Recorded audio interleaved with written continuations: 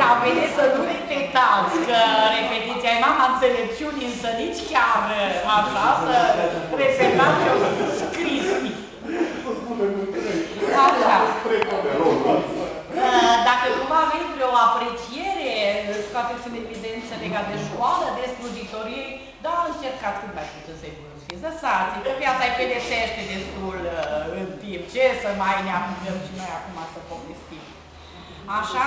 Și în sfârșit, la punctul 10, altceva ce aș dori să ne spuneți, la care eu nu m-am oprit acum.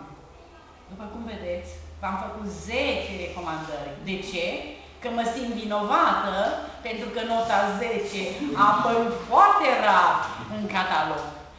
Eu, dacă vreți, îmi cer scuze pe această cale, dar aș vrea să știți că n-am făcut-o premeditat, ca nu cumva Ispazion să n-aibă sentit, dar Ispazion era un băiat capabil și era păcat să nu-l stimulez cu o notă, așa încât el să ajungă să se realizeze, să jure profesoara, nu-i nimic, că nu se prinde, așa, și mai departe nu se meargă bine. Dacă credeți că am greșit, eu încă o dată îmi cer scuze. Dar la scarat rău că s-a făcut profesor de matematică.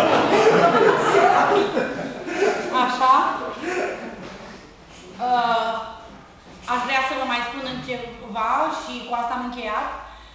Am spus în particular la câțiva dintre voi, ora noastră durează cât voi vă exprimați gândurile voastre. Vreți să beți apă, vreți să fumați o țigară, că în liceu eu n-am avut această îngăduință, așa.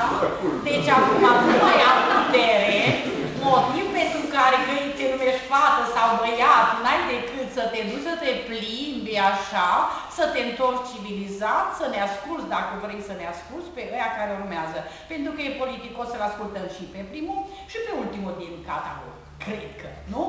Și cu aceasta eu vă dau cuvântul, îmi cer scuze că v-am reținut, dar era absolut obligatoriu din partea mea, pentru că această calitate pe care o am astăzi, n-am avut-o ieri alaltă ieri, ca eventual ce a fost să nu mai repet.